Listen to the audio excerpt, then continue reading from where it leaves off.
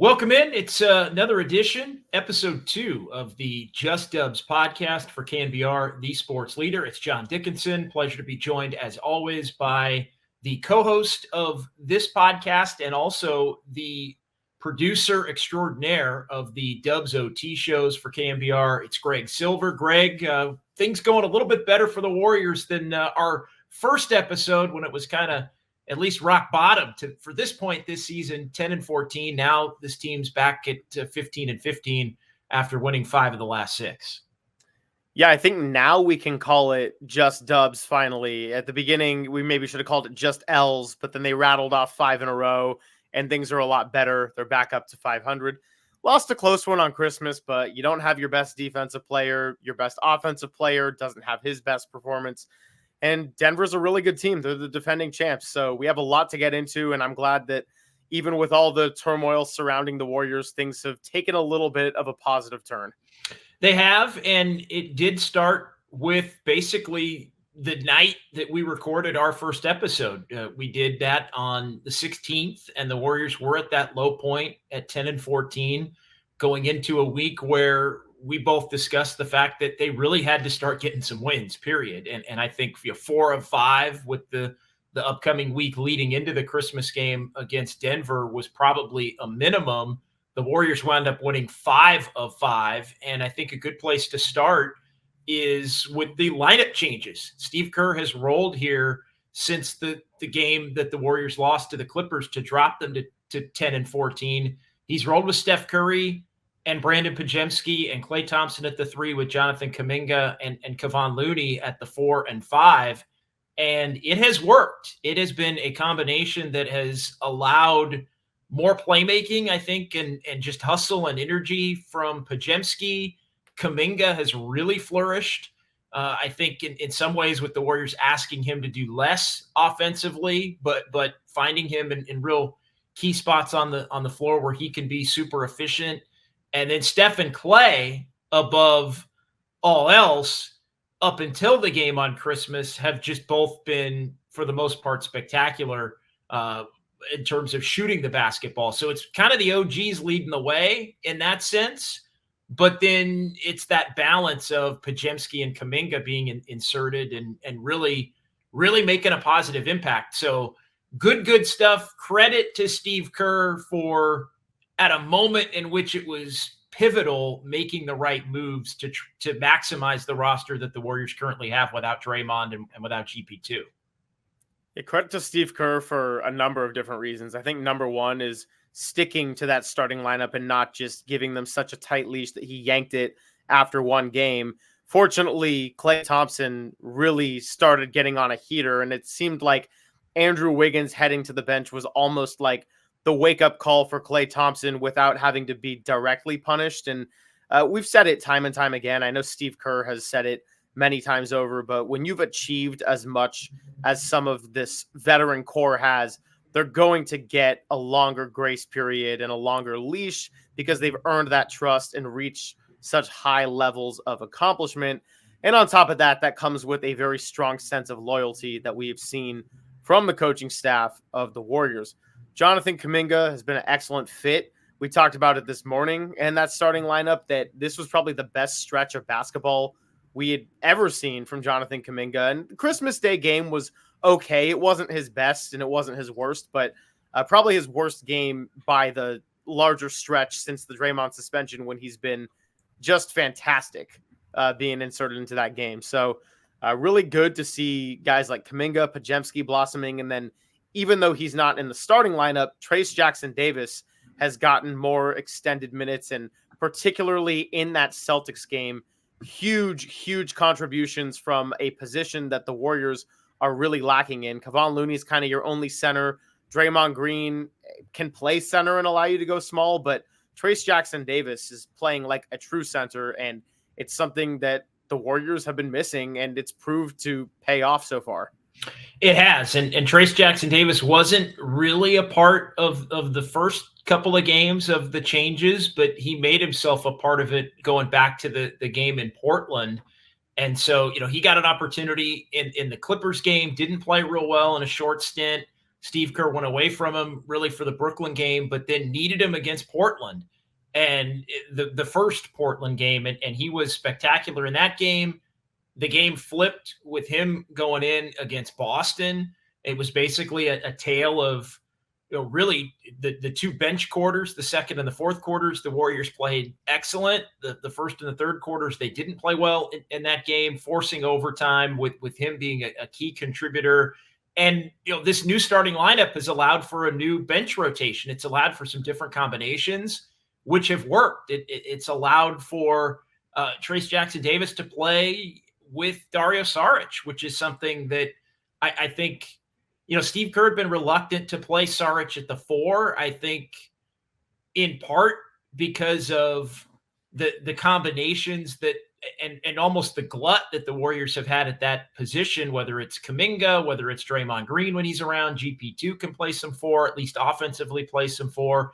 So without Draymond, without GP2, without Wiggins, who also went down in this stretch but came back for the game on Christmas, it opened the door for Saric to play some 4, and really one of the frontline combinations to where Saric, like if you're going to play Saric at 4, you got to have a complementary piece play the 5, and Trayce Jackson-Davis and him are really good complements to one another. So those two have been able to play. Chris Paul is still leading the way, even though it's a little bit of a different looking bench.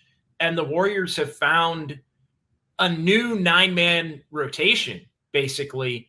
Moody was involved in that. Moody's found himself on the outside looking in with Wiggins coming back. But the 9 or 10, it feels, even with some key players out, as if the Warriors rotation has been as steady as it's been really since the first 8 or 9 games, which interestingly enough was the last time the Warriors were playing as well as they have here until this recent stretch. And it's great that you bring up the capable pieces part of the rotation, because they have 11, 12 guys that could theoretically get playing time. Right now they got 9. Yeah. Gary When everybody's there, they could be 12. Yeah. Right. And Draymond is going to come back at some point, probably in the next 2 to 3 weeks. We don't have the exact timetable yet. That was sort of what was told to us by Shams Charania when he's been on the front lines reporting it so far. But the rotation thing is interesting because they do have a wealth of riches, or whatever that phrase is, an abundance of riches. I can't even speak. We got up at 3 a.m, so I'll excuse myself on that one today. But they got an abundance of riches in the sense that they have a lot of capable NBA players, which could prove to be pivotal for a potential playoff run. On the other hand, there's still a 500 team, and there's been a lot of punching in different combinations, some of which haven't always worked together. So, JD, I guess I'll just ask you to kind of get ahead of this, because this is going to be a big topic in the coming weeks with all our Dubs OT shows and more episodes of Just Dubs. Is what do you make of the prospects of Gary Payton II and Draymond coming back? It will probably force the Warriors to revert to a little bit more of a small ball style just because of their natural play styles. But I don't know. We've seen Trayce Jackson-Davis and Saric work well together. Then we have 3 point guards that are all playing at different stretches of minutes with Paul, Podziemski, and Curry. So I don't know. It's going to be tricky, and I could see this going a number of different ways. Yeah, it's only going to get more difficult for Steve Kerr. And we opened this thing by crediting Steve Kerr for finding the right lineup given the players that he has to roll with and having that set up the bench. But it's going to get a lot harder when those players that have been out come back, because that's been the Warriors have basically been at their best, I think, when Steve Kerr has stuck to a 9-man rotation. And I think, he does want to try to play everybody as much as the fan base, I think, would act at times as if he doesn't. I think that's in part why some of the night-to-night rotations, especially early in the season, seem to be a little bit wishy-washy.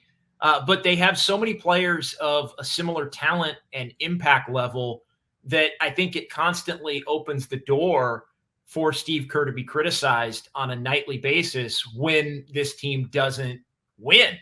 And so it really is going to be tough, because you can't play everybody. And I know a lot of Warrior fans right now are really in love with the young players, and the young players deserve credit. Podziemski's been terrific. Absolutely. Kuminga, like, they have helped flip this thing. This has not been some fluke where it hasn't been about them. It really has been, in addition to obviously Steph and Clay upping his game really for the first time this season. So how does it all come out in the wash? I think they're going to have to look at Draymond Green potentially coming off the bench when he returns. And that's just, putting it bluntly and putting it where, maybe some uncomfortable conversations have to be had as far as that goes. Wiggins, I think, has played better to this point coming off the bench. They're going to have to figure out at some point, do they want to put him back in the starting lineup, which I think they would prefer to, not that they're going to rush that, given the way that other things have worked with Clay at the 3 and Podziemski. Really where it gets hairy, though, is the finishing lineups, because Steph and Clay are going to be out there. We know that. Yeah. Draymond is going to be out there in finishing lineups. So then it becomes who among everybody else. And lately it's been Podziemski and Kuminga and even Trace Jackson-Davis, who have been out there in many of these games. I haven't even mentioned Paul. Andrew Wiggins. Yeah, Chris Paul gets himself in the mix. So it really is going to be something we've talked about a lot the last 2 weeks as this team dipped to the -4 to 500. They have to, it's on Steve Kerr to find the right group on the right night. It's just reality. And look, I would be a little reluctant to think that making some kind of a trade where they give up multiple players for one player is necessarily going to help this issue, because in a sense, the Warriors have benefited from the fact that they have so many players that can play. The problem is when they've had them all, they haven't been able to maximize the roster. So in essence, cutting it down in terms of total playable players, it helps if you're healthy.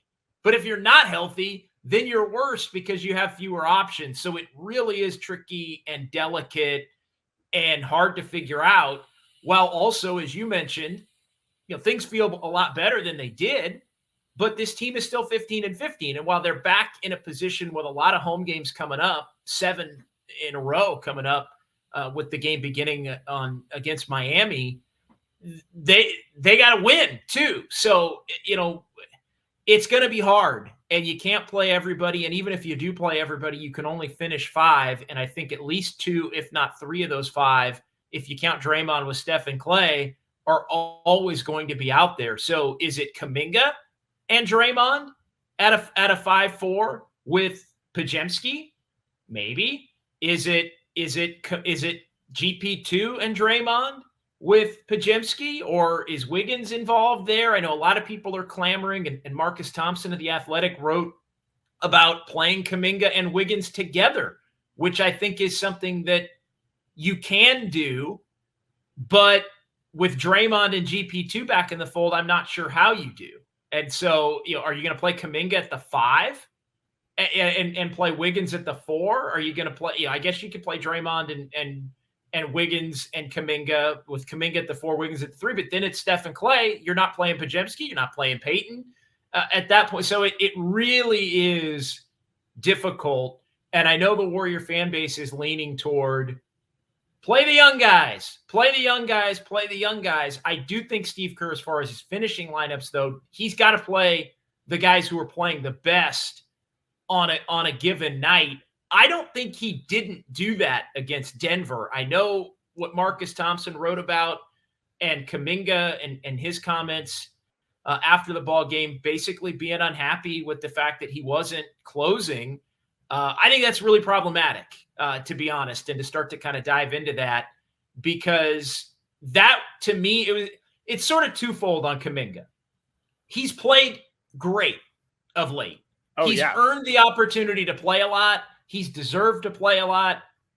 But the first time he doesn't finish, for him to mouth off about it is really bad. It's really bad, because there was nothing Monday to my eye, and others disagree with this, but there's nothing to my eye that said Jonathan Kuminga was a must-finish player in the Christmas game against Denver. I thought he didn't play particularly well in the first half. I thought he played really good in his time in the second half. But you have to make the decision as to, Wiggins was the Warriors' best player on Christmas against the Nuggets. So he was going to be out there. Steph and Clay were going to be out there. You have the debate about Chris Paul. Is he going to be out there? Or Podziemski? And then you only have one more spot. You probably needed that for a Looney or a Trace Jackson-Davis going up against Jokic. And so Kuminga winds up being the odd man out.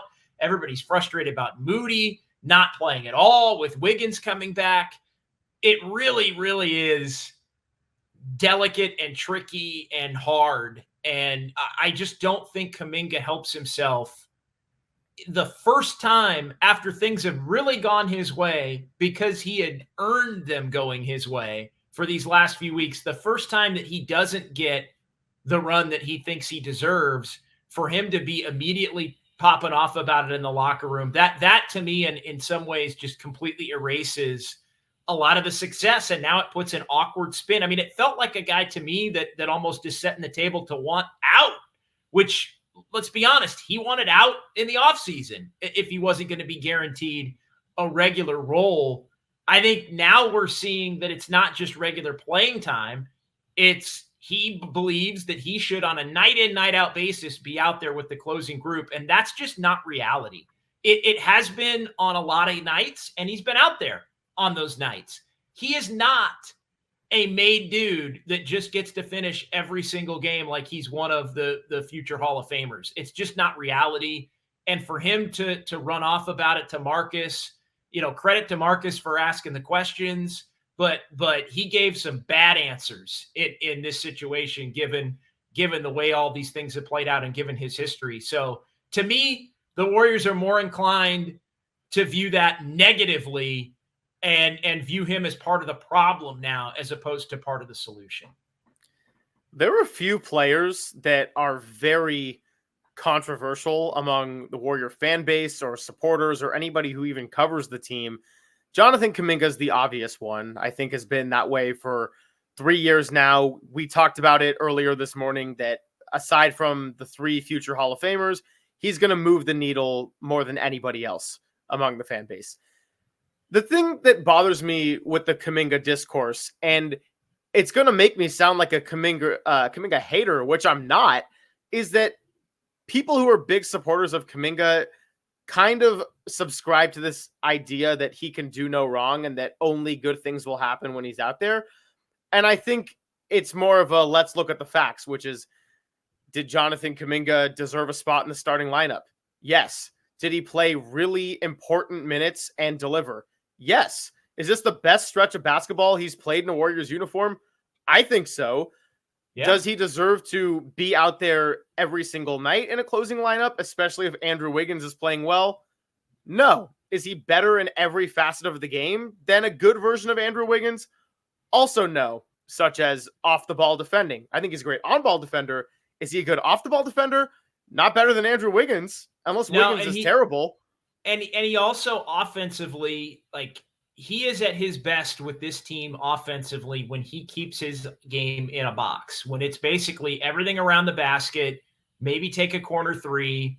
And what you can see is the more success that he has, the more he wants to get out of that box and cook a little bit and look to really take a lot of shots there. And the Warriors have needed that pressure on the rim in some of these games. But there are also games where I feel like he gets a little out of pocket, in thinking that his impact is more necessary than maybe it is, or that he has to go about doing it in a different way. Look, I've said it for a while, Greg. I think, and look, this is no real slight. It's good that he has confidence in himself, but he really does believe that he's a much better NBA player right now than he actually is. And that, again, more power to him, but that I don't necessarily think is a good thing for this Warriors team right now overall. I mean, I've always been of the belief that it really is more about, can he be a successful role player with this current group while he continues to develop into whatever the high ceiling player he winds up being. And I think he's, for the last 3 weeks, been able to do that But I think the problem comes in with it seems like that's not enough for him. And so the Warriors have to either go to him and try to say, look, JK, you're doing everything we want you to do. Stick with it. Keep doing it. Don't be frustrated if you're not out there every single game at the end. Like, you're going to be out there more often than not at the end if you continue to play the way that you have, which has been the case. I mean, we're going with the last 7. It was really before that even, but the last 7 games, he's been out there 5 or 6 out of the 7 games for sure at the end. So, I think he should be taking that as a win, but yet he should be taking the 5, 6, 7 games out of 8 or 9 that he's out there as a win. And he instead is looking at the 2 or the 3 games where he's not. And I think it's been pretty clear cut if you've watched the games that he hasn't been out there, he hasn't necessarily deserved to be out there, or there has been somebody else that's playing better on that given night. And that's the exact thinking that Steve Kerr had, which led him to get the opportunities to finish some of these games. It has to remain consistent. And I just feel like there's too many in the fan base and even in the media, because I've given you my theory on that. I think people in the media, no disrespect to any of them. I love Marcus Thompson. I love Anthony Slay. I love all these, everybody. They do a great job, but they know who moves the needle. And they know that if that player is put on some semblance of a pedestal, that there's a huge percentage of the fan base that's going to back that and believe it. And again, there's no harm in that. Sports coverage is a business, but I think Kuminga is aware of what a fan favorite Kuminga is. And I think Kuminga is aware of what a media favorite he is as a lightning rod player, but mainly in the positive. And so I think he knows that he can get away with being a little bit more out of pocket because he kind of wins in the court of public opinion as far as fans believing that he should be out there on a consistent, if not every night basis, which to me is just flat out not it. Well, there's one player on the roster that we haven't really talked a ton about, but I think it actually ties really nicely into this larger conversation, and that's Chris Paul being out there and closing games like he was against the Celtics. Does the Chris Paul-Steph lineup present some defensive vulnerabilities? Absolutely. Was it fortunate that Boston settled for some outside shots in overtime and missed some of them? Yeah, of course. Sometimes it's a make or miss league. Chris Paul also had 12 assists and 1 turnover in that game and had the most important assist on the dagger possession on that moon ball by Steph Curry. It's not just what Kuminga brings as an upside. Whether you like Steve Kerr or not, whether you agree with his decisions or not, it is very clear after a decade what type of player fits the Steve Kerr prototype. Somebody that is high IQ, very committed to defense, quick learner, tough, unselfish. And a big plus would be a stabilizing force. So what do I mean by a stabilizing force? Kevon Looney, Sean Livingston, Andre Iguodala have all been stabilizing forces. And Chris Paul brings a stabilizing force when Steph Curry and Draymond Green, for as great as they are and as much as Steve Kerr is going to love having them on the floor and will always trust them, they can get a little happy. They can get a little careless in super important situations. I don't think Jonathan Kuminga necessarily fits that model. And again, that is nothing to slight the player. I think he's flourished a lot. I like seeing him out there, and I generally think when he gets more minutes, he has better games. But Brandon Podziemski is the player that you would much more expect to take a game-winning charge or come up with big rebounds for your size at a smaller moment, or maybe a tough attack that creates an open shot or draws a foul. I think somebody like a Podziemski has been a Steve Kerr type of player, and that's why you see him out there. The thing I'll end this thought on, JD, is that, yeah, Steph is always going to be out there in the closing lineup. Klay, unless he is just having a terrible, terrible night and got pulled like we saw a couple weeks back, is probably going to be out there, and Draymond is 99% going to be out there. But for the most part, you got to stick with your best 5. And if that's different every night, if that means that it's Trace Jackson Davis one night and Moses Moody a different time, I think he has to do that. If it's Gary Payton, because there's a lot of players that could deliver, but if you have a bunch of games, they played 24 clutch games now in the season, you need to play the players that you trust in that moment can get it done on that night. No, that's exactly what it has to be. And look, I think Steve Kerr does need to be more open-minded toward giving players an opportunity that may not fit that mold that you describe. I will admit and acknowledge that I think at times he has been a little bit rigid with that. Now, that being said, that doesn't mean that certain guys among the young players, whether it's Podziemski or Kuminga or Trace Jackson Davis, should always be out there. Like, I feel like there's a portion of the fan base that's just trending toward, well, those three should be out there every night and out there a lot. And I understand the sentiment, but I just don't think I don't think it's reality at this particular point in time. So look, in saying that, I do think that Steve Kerr does have his hands full in this situation, because I'll sort of put it this way. If the fans are looking for the Warriors to make a 3-for-1 move or a 2-for-1 move, it's not going to be Draymond and GP and Wiggins going away to clear, to clear the deck. So Podziemski and Kuminga and Trace Jackson Davis come, and you bring in another, like, if anything, and because I think if you do, and I don't know where I'm at, I think we still need time. We've seen him struggle. We've seen him play better. I want to see him continue to play this lineup up until Draymond's ready to come back. Peyton's not going to be a starter anyway, at least at this point. Maybe in the playoffs that changes in some matchups. So as Peyton comes back, I think you can fold him in.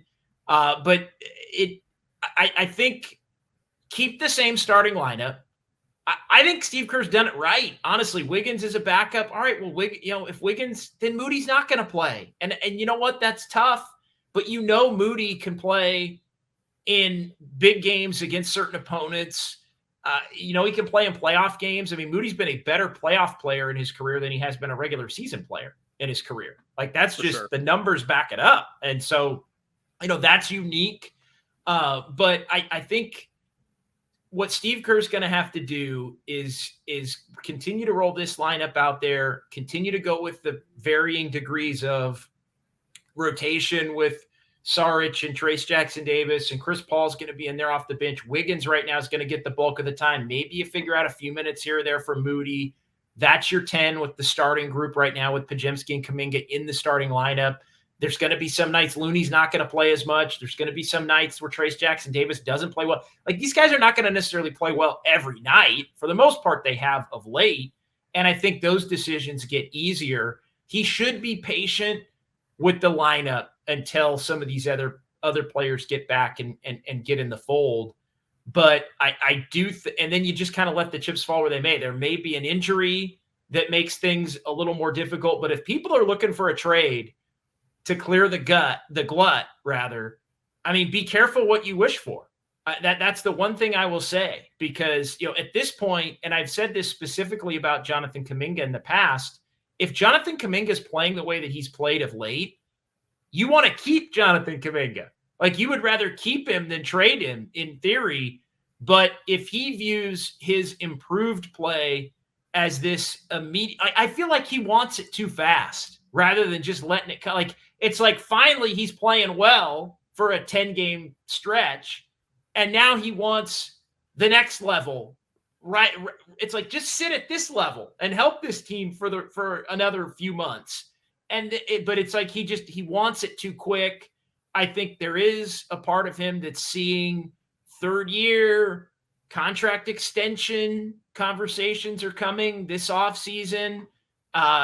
7th pick in the draft. Like, I think there's a part of him that's starting to see, even at a really young age, 21 still, the future of needing to get paid and needing to be a bigger part of things and needing to kind of, and I just, that's where I think he just needs to take a deep breath and just understand that he's doing everything right. Because I do think part of it is, I think he is hard on himself. Like, I think it gets pushed sometimes, and I'm even guilty of this, as he thinks he's better than he is. He has an ego, all these kinds of things.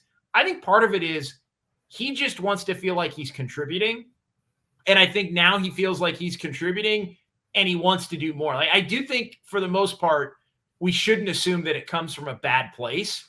I think we should assume that it comes from him wanting to flourish. Yeah. Absolutely. And so, not necessarily in a selfish way, but I just think he just feels like he wants it all right now. And so, that's the part where I wish he could take a deep breath for the Warriors' sake and just keep doing what he's doing and quit worrying about what the next component is going to be. All that stuff will take care of itself. But I found the comments to Marcus Thompson as disappointing and almost even setting up an exit at this point. And so, we'll have to see what happens. I know the Warriors, if he's playing at this level, would much rather prefer to have him around, but he does become a tradable asset. And the Warriors are going to have to evaluate him and Wiggins and who the keepers are among the young players, who potentially could be packaged, who they could get. Does that player with the veteran players make the veteran group better? Because it's 100% fair and accurate, Greg, to say the veteran players, when they've been the major part of the rotation, aside from the first 6 to 8 games, haven't for the most part cut it as a group collectively. So the infusion of youth needs to be there. You can't, there's been 2 stretches where this team's played well. The beginning of the year when it was basically the veterans, and this last stretch where it's basically been Steph and Clay and a lot of the young players who have led the way. Yeah, look, there's no doubt that the young players have not made major positive contributions on this win streak without a Draymond Green available. Your second most important player and best defensive player has not been there. And yes, the Warriors' schedule got a little easier on paper, but man, they couldn't beat anybody. They couldn't hold a lead versus anybody. And I just want to double down and kind of reiterate that I am very much pro Jonathan Kuminga. Love the kid. I do wish Steve Kerr would give him a little bit of a longer leash at times. I think sometimes he does, other times he doesn't. That said, I also don't think it's so clear-cut as to he should be playing 28 minutes a night and be closing at all times, especially when Wiggins is having a good game. Wiggins has played better since coming off the bench. That doesn't mean that you need to relegate Wiggins to the second unit at all season. If Wiggins is playing at his best and Kuminga is playing at his best, and you have to choose between one, it's going to be Wiggins. There's just no doubt it's going to be Wiggins. The question becomes, though, are there scenarios, and I do think this is a fair question to broach, are there scenarios where you can play both of them together? Wiggins at the 3, Kuminga at the 4, Wiggins at the 4, Kuminga at the 5. If you want to get Podziemski or Chris Paul out there, do you really want to do that? I mean, you can't do that against Jokic, right? So no, you really can't. So it's tricky. And then when Draymond comes back, I think that compounds matters in addition to it. So a lot of different could you see options. a lineup? Could you see a lineup with Steph and Clay / Brandon Podziemski, Andrew Wiggins, Jonathan Kuminga, and Draymond at the center because of his unique abilities to play small ball? Say that again one more time. Steph, you had Steph, Clay. So Clay and or Podziemski, or just say Clay / Podziemski / Chris Paul. One of those 3 with the backcourt. Okay. With Steph. Okay, one of those 3 with Steph. Wiggins and Kuminga in a 3-4, and then Draymond at the 5. I mean, I do think you could do that, but then you're putting Klay Thompson in the maybe he's not going to finish role, which I think Steve Kerr's reluctant to do. But I do think really, other than Steph, you could make the case that Draymond and Klay, maybe Klay less lately, but Draymond and Klay could be in that category of, are they playing well on a given night? The problem, though, is, and this is the part that I've brought up and we've discussed, what does Steph want?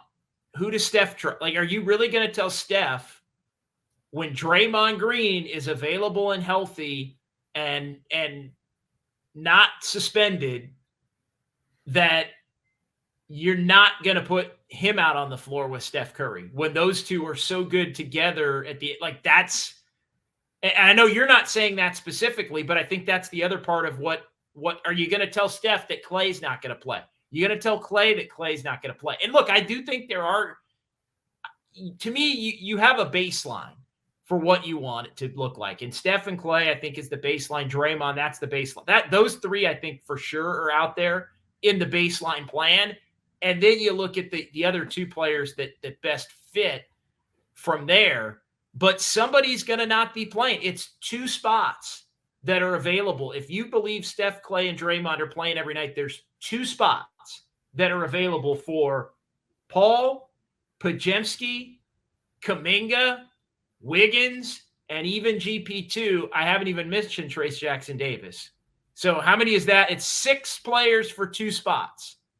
If we're counting Trayce Jackson-Davis in that. 6 players for 2 spots. And I mean, really, we probably should put Looney in there too.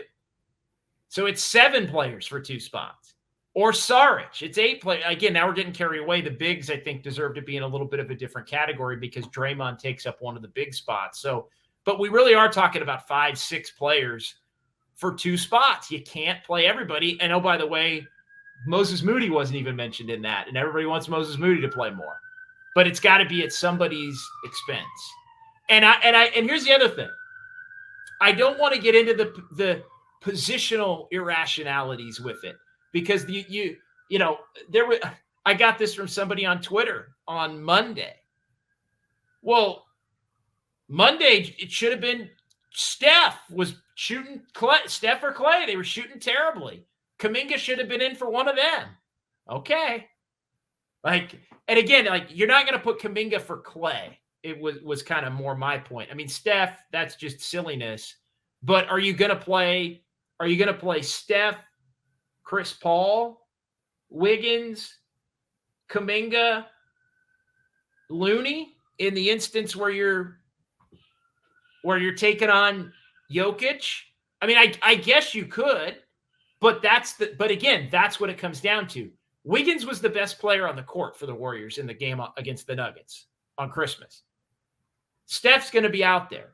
You need Looney for Jokic, or you need Trayce Jackson-Davis for Jokic. So either way, that spot's taken by somebody else that's not Kuminga. So are you going to play Kuminga over Clay? I don't know, but if you're open to having that conversation, then as a Warrior fan, then more power to you. When Klay Thompson's been as hot as all get out for 6-7 games in a row. Yeah, and look, I think if anyone's listening to this and they're in vehement disagreement or getting frustrated by anything we're saying, I don't think either JD or I is going to say that we are 100% right with everything we're saying up here, but I think it's more just trying to think about it in a more pragmatic way. Like, nothing drives me crazier than when I'm hearing the blanket statements of trade Draymond. Like, I'm sorry, Draymond Green's trade value right now is approximately 0. If you trade him, you're going to trade him for somebody that's going to play. Like, that's the other thing. Like, you're not going to trade Draymond for somebody that's not going to play, even if you want to trade Draymond. But I'll let you finish that point. Well, I mean, that's exactly where I was going with it. And trade Wiggins. Okay, well, what's the value you're getting for Andrew Wiggins? Like, I think the best value he has is getting back to his true form and being an asset to the Warriors, where he was a key piece and a championship team a couple of years ago. So I just think it's the blanket statements of like, oh, just do this, do this. I'm not saying that everything we said is right. You don't have to agree, and you could totally disagree. But it's more the discussion of there's all these pieces. Can Kuminga and Wiggins play together? I don't know. We haven't really seen it yet. Maybe. I think they can. I think they can, but there's clearly something the Warriors don't like about it. Otherwise, they would look for opportunities to do it. And I mean, don't like about it more than it takes Podziemski away or it takes somebody else away. Like, there's something in their evaluations where they just don't think that those two are a good fit together. Yeah. No, I mean, and if they think they did, we would have seen it a number of times in this Draymond suspension, because Wiggins has started playing better since going off the bench. And I also think part of that is Wiggins and Kuminga, neither one of them are playmakers. So and that doesn't mean they can't, I know Kuminga can pass. I know Kuminga's hit Clay for some, Kuminga's been good. He's been an adequate passer, but he's not a playmaker. And Podziemski is a playmaker. So I think the Warriors view it as if Wiggins is out there, a lot of the attacking the rim type stuff, they want him to do that. And then the other spot, because Draymond especially is out right now, they want that to be another playmaker. Like Clay is not a playmaker. Looney is not a playmaker. So you need another playmaker out there. Like typically it's Steph and Draymond who are the playmakers. So you want Chris Paul out there, or you want Podziemski out there. They are playmakers. Kuminga is more at this point an energy / scorer. If anything, not to totally limit what he does, but he's looking. Kuminga can pass, but Kuminga's looking to get his own. And so not necessarily get it for others. And I think having him and Wiggins, who almost has to be implored to do it. Kuminga's like, bleep it. I want to go get it. But then it's almost as if, if Kuminga's doing that, then Wiggins can already be timid to begin with. So what's the point of having Wiggins out there? But if Wiggins is playing better than Kuminga, then you would rather have Wiggins instead of Kuminga on that given night. So you go with another shooter, or you go, I think, more so with another playmaker, which I think leads to some of the questions. Well, I hear what you're saying about playmaker in the sense of initiating offense, and Podziemski being much more suited to that. I will give Kuminga some credit actually, because the way he's attacked the hoop and been able to get to the free throw line has actually helped the Warriors offense when it's stalling a little bit. And I think we've seen that early in games, like in the first quarter. No, it has. I just wish he was making his free throws a little bit more, but I think his propensity to get to the line has actually been a huge plus in the minutes he's been out there. It has been. I think they view it as they want somebody that's going to make plays for others, especially down the stretch in games. But no, he definitely gets to the free throw line, probably better than anybody on the Warriors roster, especially for the time period that he's out there. So I'm fascinated to see, Greg, how this whole thing shakes out as far as Kuminga, whether it winds up getting addressed. I think the Warriors have to put their best face forward on this.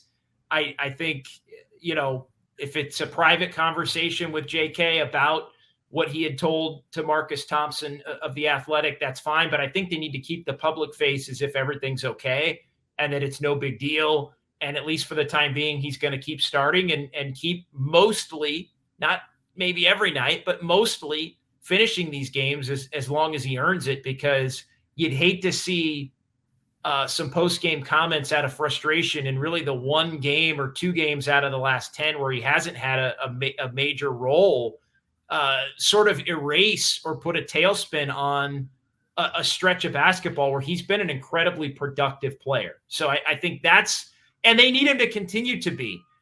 So I think everybody needs to try to put their best face forward here, see how this team does on the 7-game homestand. That's going to coincide, I think, essentially with when Draymond Green will be back. And, Gary Payton II, as we're recording this, I'm seeing that he practiced today for the Warriors, and he's been back and able to do more and more of late. So I know the next reevaluation point on him is coming, and he's going to be back in pretty short order. So that's only going to change the calculus for Steve Kerr. So 15-15. We will see where the Warriors are at next week after the first couple of games of this homestand, and we head into 2024. So, Greg, good stuff. Really appreciate it, as always. We'll call it on that note. I'm going to ask you a quick question before we get out. Do it. That'll kill 5 minutes. The 7-game homestand, we have, obviously, aside from Denver and them coming in next Thursday, the 4th. It's a tough homestand.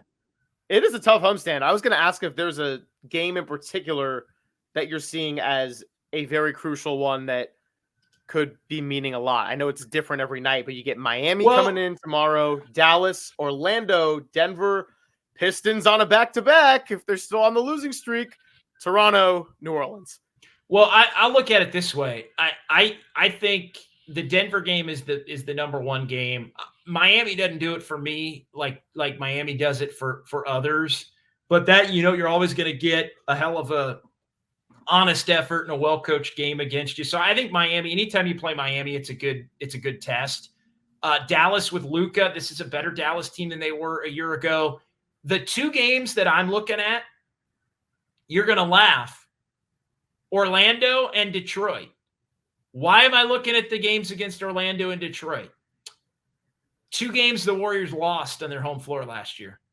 So if you want to be +2, you want to pick up an easy +2 on your record from last year, beat Orlando and beat Detroit at home. Orlando is no slouch. Orlando's actually a pretty good team this year.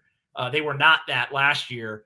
And Detroit is just miserable. So to me, Saddiq Bey ain't walking through that door to hit a buzzer-beating 3 to beat you. So to me, those are the two games that if you get, you're a plus as to where you were a year ago. But this is a good test. Miami's no picnic.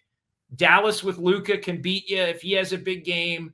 We talked about the two teams the Warriors should have beat last year that they didn't. And then you've still got Denver and the Pelicans at the end of it before the Warriors hit the road. So, can this team go 5-2 in the next 7? I would look at 5-2 given their health and standing with players kind of coming back is what can you get to 20-17 basically on what would be January the 10th, the night of January the 10th. I think if you can do that and you're relatively healthy coming out of it, I think you're feeling pretty good about where you're at. I mean, last time you did one of these little mini record predictor chunks, it actually worked out pretty well for the Dubs. So yeah, they did better. I said 4-1. They went 5-0. Yeah. So we'll have to see. All right. For Greg Silver, I'm John Dickinson. This is episode 2 of our Just Dubs podcast for KNBR, the sports leader. Again, this is the show that is going to be the companion to the Saturday show, Just Dubs, which is going to be tipping off coming up in January. We're getting closer, just a few days away from 2024. So look for that here on KNBR, the sports leader. For Greg, I'm JD. We will talk to you next week. Our Just Dubs podcast in the books.